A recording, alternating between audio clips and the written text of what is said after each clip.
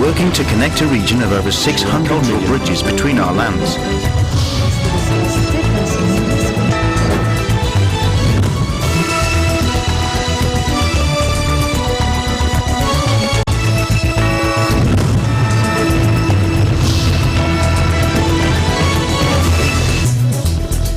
Hello and welcome to ASEAN in Focus. I'm Maricar Velasco, delivering to you the latest news in and around the ASEAN region.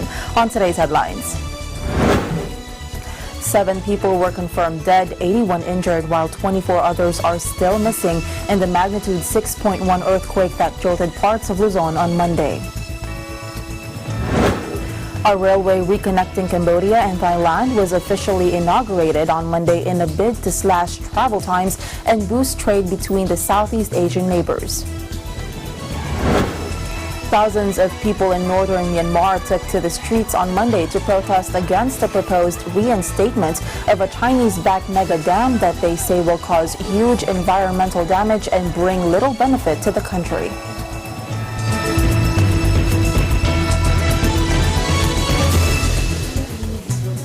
A strong 6.3 magnitude earthquake struck the Philippine island on Luzon on Monday afternoon, the U.S. Geological Survey said. The quake struck at 5:11 p.m. local time at a shallow depth of 40 kilometers or 25 miles. AFP reporters in the capital city Manila said central offices were evacuated and buildings were shaking. Intensity 5 was felt in San Felipe in Zambales as well as in Quezon City in the metro. Scientists from the U.S. Geological Survey logged its magnitude at 6.3 and said its epicenter was 40 kilometers or 25 miles below the Earth's surface. It was initially recorded at intensity 5.7 in Castillejos, Zambales by the Philippine Institute of Volcanology and Seismology. Philrox warned aftershocks are expected. The Philippines is part of the Pacific Ring of Fire, an arc of intense seismic activity that stretches from quake-prone Japan through Southeast Asia and across the Pacific Basin. 7 people were confirmed dead, 81 injured, while 24 others are still missing in the magnitude 6.1 earthquake that jolted parts of Luzon on Monday. In its 6 a.m. Tuesday update, the National Disaster Risk Reduction and Management Counselor, NDRRMC, said a total of 32 structures in central Luzon and the National Capital Region, or NCR, were damaged by the quake. The NDRRMC report was signed and released by Executive Director Ricardo Halad. It also disclosed that an earthquake-induced landslide was reported in Mount Bimukel, Sitio Lomibao, Barangay San Rafael, San Marcelino, Zambales. About 120 families were evacuated and provided with relief packs. A total of 22 schools in Central Luzon, Calabarzon, consisting of Cavite, Laguna, Batangas, Rizal, and Quezon, and NCR has suspended classes due to the incident. Also, the National Disaster Reduction and Management Operations Center was placed on blue alert effective 7 p.m. Monday for monitoring and response purposes. Early Tuesday, government work was suspended in Metro Manila, Zambales, Nueva Ecija, and Pampanga to give way for the inspection of structures.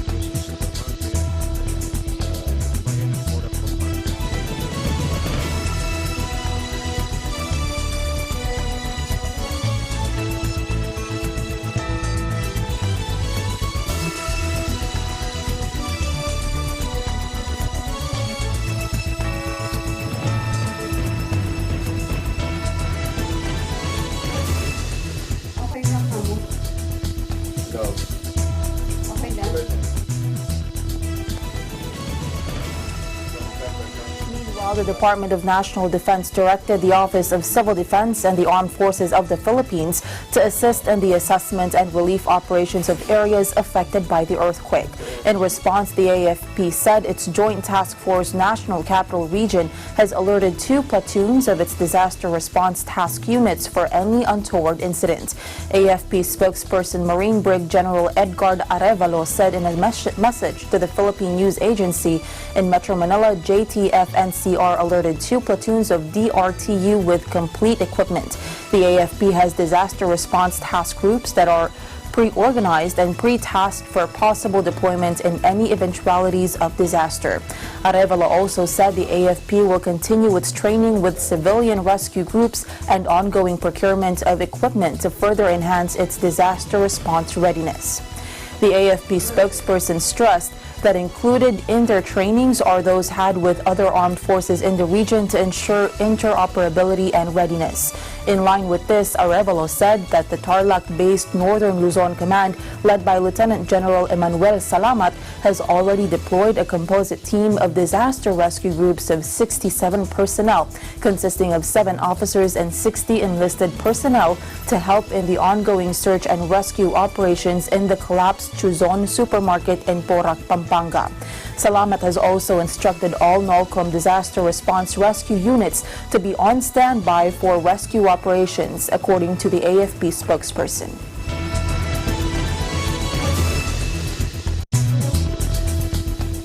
A total of 9 schools were damaged by the 6.1 magnitude earthquake which hit several parts of Luzon on Monday, the Department of Education reported. In a partial situation report released Tuesday morning, DepEd said 9 schools in Bataan, Muntinlupa, Pampanga, and Zambales were impaired due to the earthquake.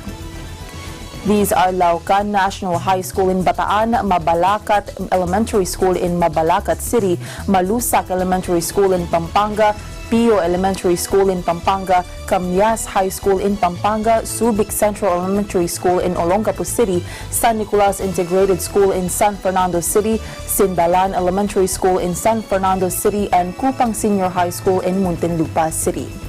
Most of them had collapsed perimeter fences and pathways and damaged buildings and corridors. Meanwhile, cracks were found in 20 classrooms of Kupang Senior High School, which is located at the 2nd to 4th floors of the PAGCOR building.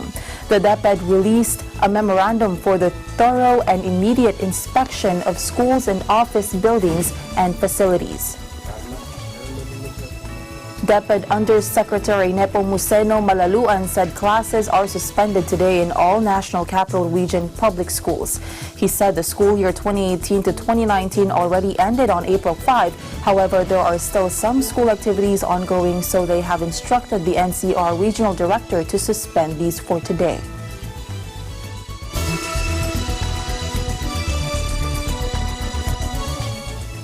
President Rodrigo Duterte has ordered all governors of affected provinces to assess damage in their areas and to implement public safety measures following the 6.1 magnitude earthquake that struck the main Philippine island of Luzon on Monday, April 22. As this developed, the Supreme Court also suspended work in all courts in Metro Manila and Central Luzon Tuesday, April 23, to assess damage in the various courthouses that may have been affected by the strong quake. In a statement, presidential spokesperson Salvador Panelo said that the National Disaster Risk Reduction and Management Council has recommended that immediate inspection and assessment of damage of structures in the areas hit by the quake. Panelo said the president has directed the governors of the affected provinces to assess the damage sustained by their respective localities and take the necessary measures to ensure public safety. The palace also suspended work in government offices in Metro Manila in order to ease up the load of the public transport system. The Supreme Court also directed the inspection of the safety and structural integrity of courthouses in Metro Manila and Central Luzon and has suspended work for today, Tuesday, April 23. The SC statement said due to the effects of the earthquake yesterday and pending inspection of the safety and structural integrity of courthouses, work in all courts in Metro Manila's Central Luzon is suspended today, the 23rd of April 2019. It added, however, for courts in other affected areas, the executive judge may exercise discretion.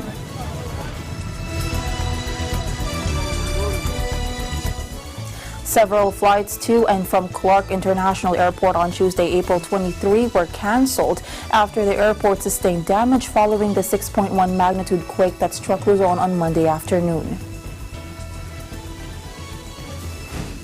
Based on information from the Manila International Airport Authority, cancelled flights include Z20975 Clark to Tacloban, Z20976 Tacloban to Clark, Z20921 Clark to Katiklan, Z20922 Katiklan to Clark, Z20951 Clark to Puerto Princesa, Z20952 Puerto Princesa to Clark, Z25038 Clark to Seoul, Z25039 Seoul to Clark, Z2901 Cebu to Clark, and Z2902 Clark to Cebu. According to AirAsia, those traveling to and from Clark from April 22 to April 28 may opt to change flights, retain the value of their fare in their AirAsia account for future travel, have a full refund, or reroute their flight to Manila within 30 calendar days from the original flight time without additional costs, subject to seat availability.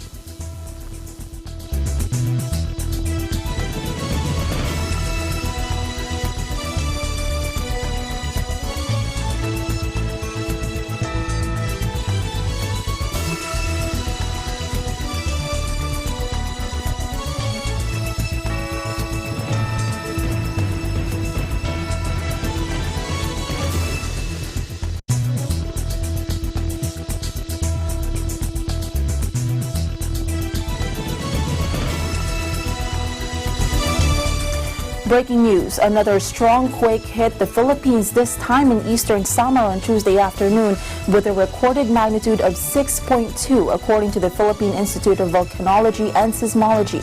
The quake was tectonic in origin and had a depth of 17 kilometers. It struck at 1:37 p.m. The location of the quake was 19 kilometers northwest of San Julian, eastern Samar. PhilVox Director Renardo Solidum said aftershocks are expected after the strong quake. The U.S. Geological Survey recorded the quake at magnitude 6.6. Its location was 13 kilometers east of Tutubigan in Paranas Town, Samar. This latest quake came just a day after the strong 6.1 magnitude quake that hit Luzon on Monday, April 22.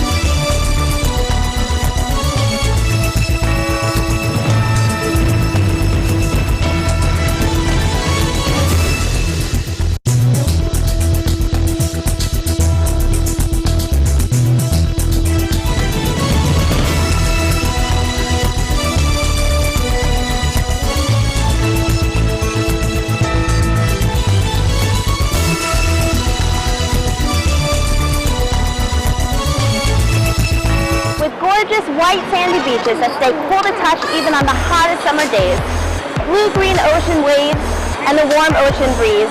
There's no wonder why Dr. Beach has named Siesta Key, Florida, the #1 beach in the United States. Don't forget to watch episodes of Digital Next every Tuesday and Thursday at 7:30 p.m. I'm Melissa Protest, coming to you from Siesta Key, Florida, and I am one with 25.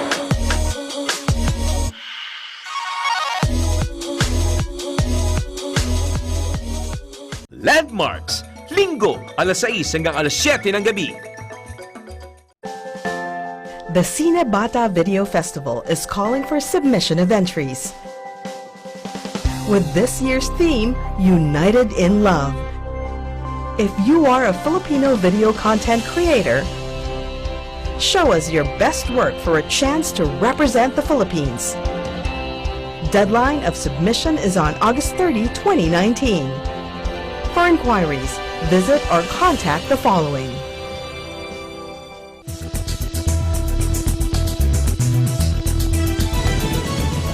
Welcome back. Myanmar Supreme Court rejected the latest appeal Tuesday by two Pulitzer Prize-winning Reuters journalists who were jailed for 7 years on charges linked to their reporting on the Rohingya crisis, as hopes now turn to a presidential pardon. Reporters Walong, 33, and Kiao So, 29, have been behind bars since their arrest in December 2017 under the Official Secrets Act. They were convicted of possessing classified documents relating to security operations in Rakhine during a brutal military crackdown against the Rohingya that forced some 740,000 to flee over the border into Bangladesh. The initial ruling in September was upheld by the Yangon High Court in January. On Tuesday, the reporters were not at the Supreme Court in the capital, Naypyi Dao, to hear the ruling that once again went against them. Under Myanmar's judicial system, the Reuters journalists could take their appeal back to the Supreme Court judges twice more, but it is unclear whether they will try this option or if they will pin all their hopes on a pardon. Kin Maung Zhao told AFP their appeal was rejected. They upheld the ruling of the lower court. Supporters believe the pair were punished for investigating a massacre of 10 Rohingya Muslims in Myanmar's western Rakhine state in September 2017. The story earned the team the Pulitzer, one of the top honors in journalism. Myanmar's armed forces insist the brutal campaign in Rakhine was justified as a means to root out Rohingya militants, but soldiers involved in the massacre investigated by Reuters were jailed.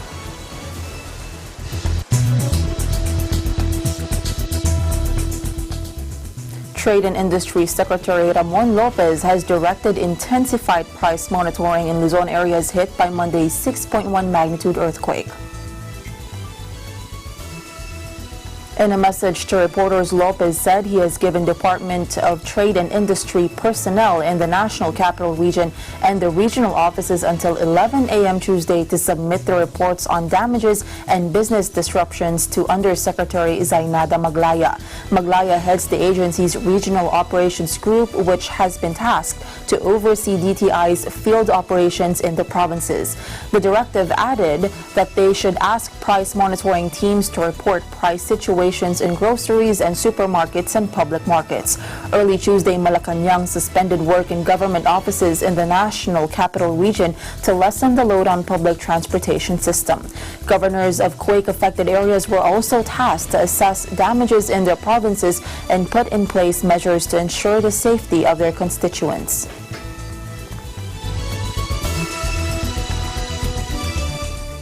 A railway reconnecting Cambodia and Thailand was officially inaugurated on Monday in a bid to slash travel times and boost trade between the Southeast Asian neighbors.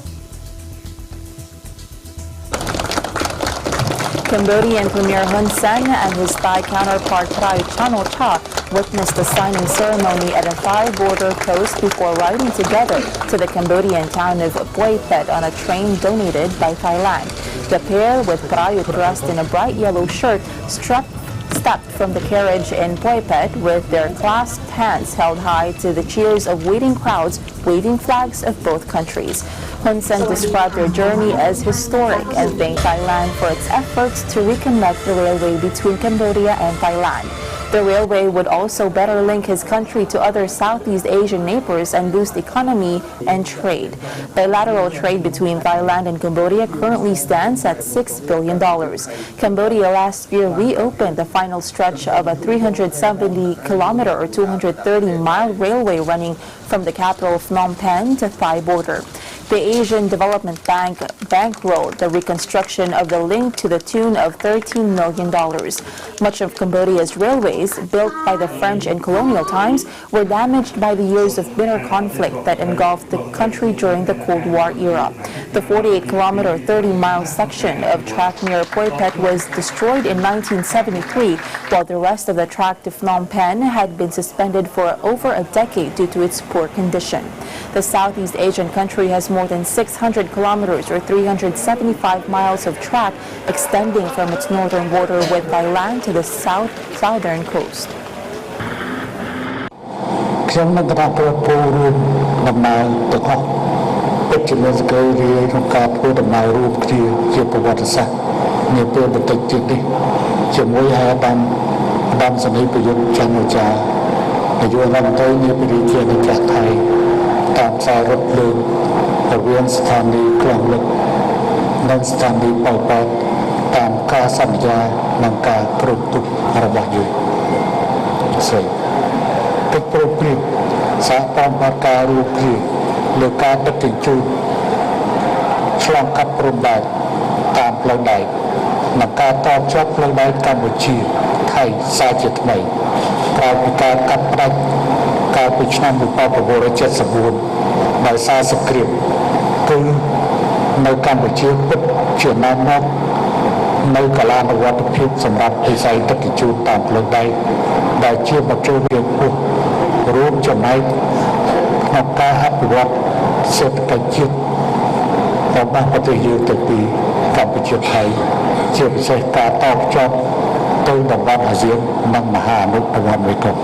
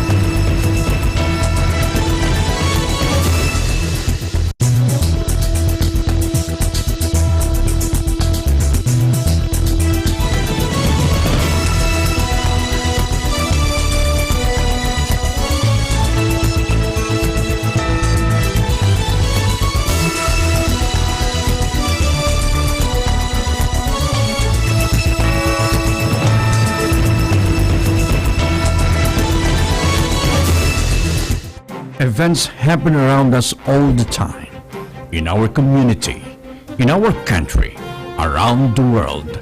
Events that affect people, move communities, or simply inspire us. Interesting events that people need to know. In these interesting times, we continue to be a competent partner in delivering news about these events. Fast, accurate, balanced, eager news, because we live in interesting times.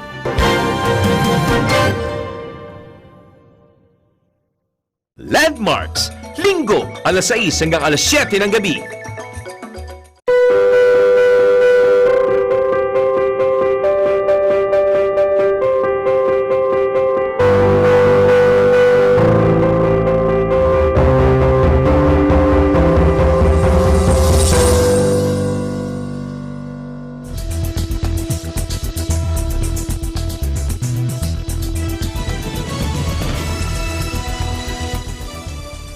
Welcome back.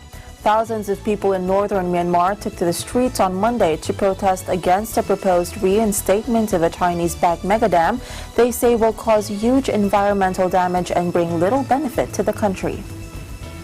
The protest came just days ahead of a trip by civilian leader Aung San Suu Kyi to Beijing for a summit on China's Belt and Road Initiative. Myanmar's former military junta signed 2009 deal with Beijing to construct the Myat Son Dam in Kachin State. But public anger rose to the surface as the country started to transition towards democracy, and the $3.6 billion project was mothballed 2 years later. If the 6,000 megawatt dam were built on the country's famed Ayayar Wadi River, it would flood an area the size of Singapore, displacing tens of thousands.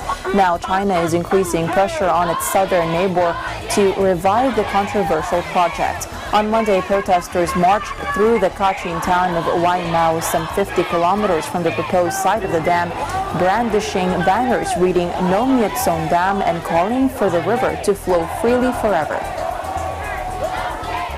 အဲ့ဒီတော့ဒေတာကန်လူထုရဲ့သဘောထားဆန္ဒလုံးဝမပါတဲ့ဒီမြစ်ဆုံရေကာတာစီမံကိန်းနဲ့ပတ်သက်ပြီးမှအတင်းအဓမ္မဆောင်ရွက်သွားခဲ့မယ်ဆိုရင်ခုနပြောတဲ့ငင်းချိုင်းဥစ္စာပို့ပြီးမှတော့ပြည်သူနဲ့တစောင်းနဲ့မျက်ချီပဲဖြစ်လာနိုင်စေအကြောင်းရှိတယ်။ တို့ကဒီလိုရက်တံပိုးပဲပြောချင်တယ်ပေါ့နော်ရက်တံပိုးဆန္ဒရှိတယ်အဲ့လိုပဲအတိုင်းပင်ခေါင်းလဲအဲ့လိုပဲပြောဖြစ်ခိုင်းစေချင်တယ်ပေါ့ပြောခိုင်းစေချင်တယ်ပေါ့နော်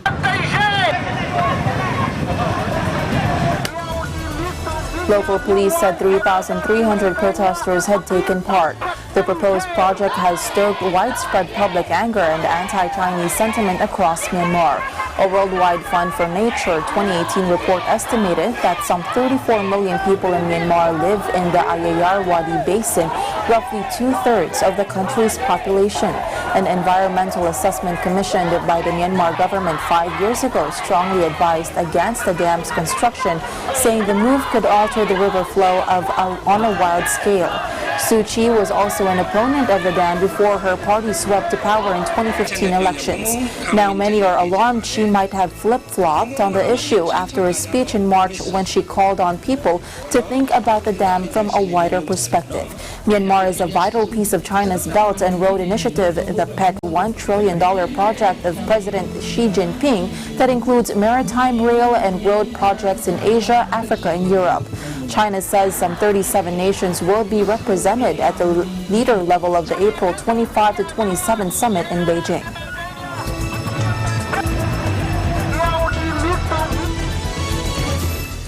Mountains of plastic waste imported from countries around the world sit abandoned in dump sites around Janjaram, 50 kilometers southwest of Kuala Lumpur, as China's ban on accepting used plastic plunged the global recycling system in turmoil. Watch this.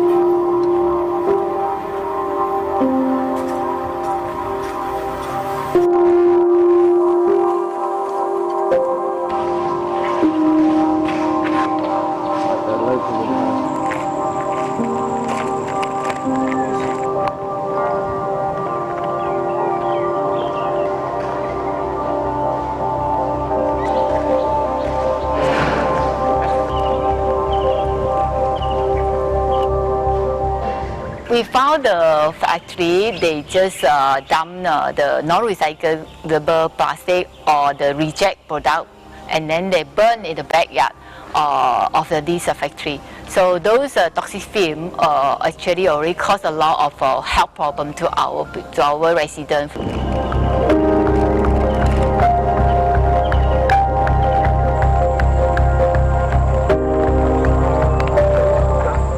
Plastic waste is a global problem, and we are killing ourselves by using too many plastic. We too depend on plastic. Please manage and handle your own trash. Don't dump to our country.